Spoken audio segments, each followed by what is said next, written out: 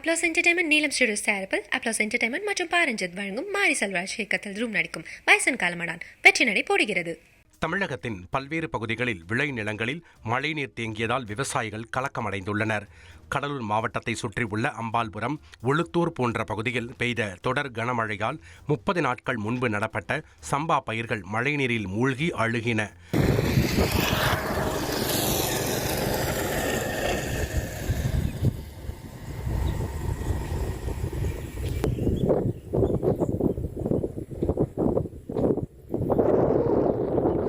திண்டுக்கல் மாவட்டத்தில் பல்வேறு பகுதிகளில் கனமழை கொட்டி தீர்த்தது. இதனால் சாகுபடிக்கு தயாராக இருந்த 10 ஏக்கர் நெற்பயிர்கள் அழுகும் நிலை ஏற்பட்டுள்ளது.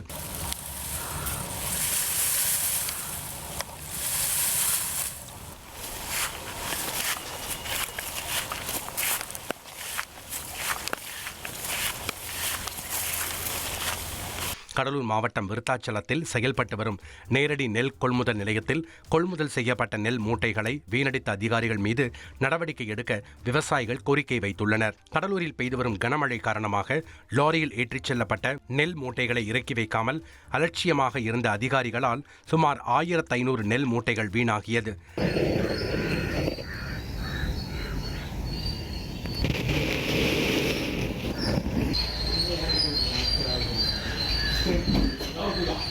திருவள்ளூர் மாவட்டம் ஊத்துக்கோட்டையில் பெய்த கனமழையால் 20 ஏக்கர் நெற்பயிர்கள் மழைநீரில் மூழ்கி அழுகின.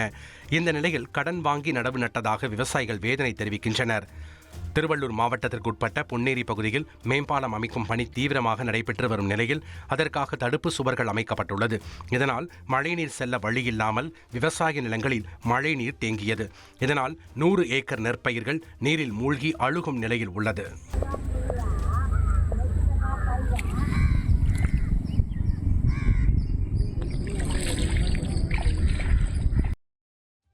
மதுரை வைகை ஆற்றிற்கு நீர்வரத்து குறைந்துள்ளதால் ரம்மியமாக ஓடும் வைகை ஆற்றை பொதுமக்கள் ரசித்து செல்கின்றனர். மதுரையை சுற்றியுள்ள பகுதிகளில் பெய்த கனமழையால் வைகை ஆற்றிற்கு நீர்வரத்து அதிகரித்தது. இதனால் வைகை அணையிலிருந்து 3000 கன அடி உபரி நீர் திறக்கப்பட்டது.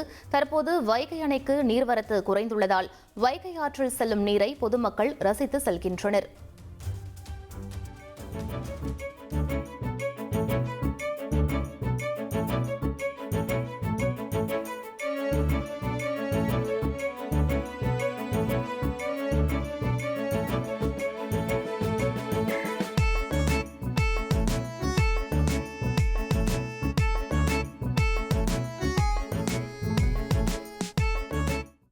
அப்ளாஸ் என்டர்டைன்மெண்ட் நீலம் ஸ்டுடியோஸ் தயாரிப்பில் அப்ளாஸ் என்டர்டைன்மெண்ட் மற்றும் பாரஞ்சித் வழங்கும் மாரி செல்வராஜ் இயக்கத்தில் ரூம் நடிக்கும் பைசன் காலமடான் வெற்றி நடை போடுகிறது.